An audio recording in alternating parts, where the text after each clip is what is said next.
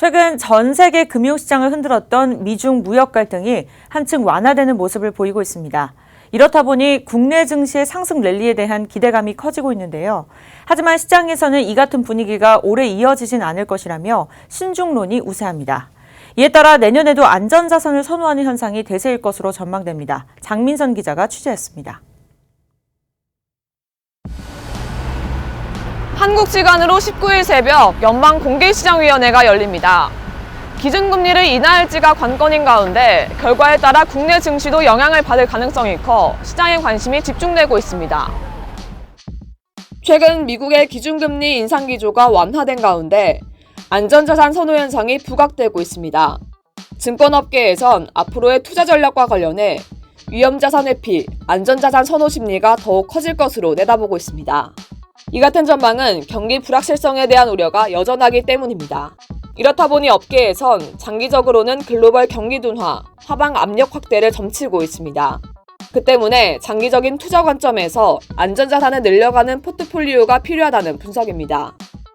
안전자산에 대한 비중 유지나 확대는 자산 선택 과정에서 필수적인 요소가 될 것입니다.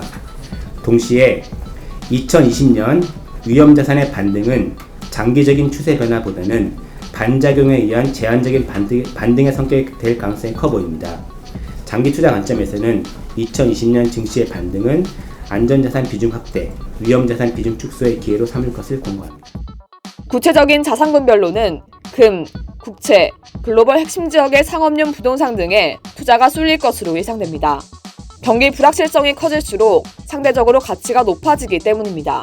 코스피 지수는 지난달 초부터 추석 직전까지 100포인트가량 올랐지만 여전히 낙관론보다는 신중론이 우세한 상황입니다. 업계에선 단기간 상승이 있었지만 증시 반등은 기대하기 어렵다는데 입을 모으고 있습니다. 미국 외지역의 경기 하락이 가시화된 상황에서 미국 경제마저 둔화세가 뚜렷해지고 있어서입니다. 이와 함께 장기화되고 있는 미중 무역 분쟁이 글로벌 경제에 지속적으로 부정적인 영향을 끼치면서 증시 상승세를 제한할 것으로 내다봤습니다.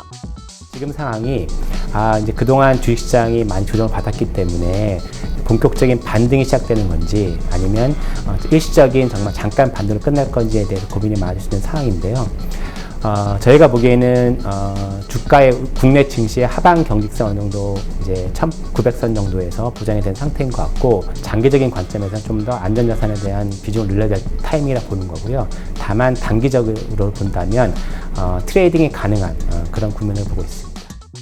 아울러 주요 선진국들의 잇따른 금리 인하, 주요국들의 복합 경기 불황 등 긍정적 요인보다 부정적 요인이 더 많은 상황. 박스권 증시가 장기간 지속되면서 투자자들은 대체 투자로 눈을 돌릴 것으로 업계는 전망했습니다.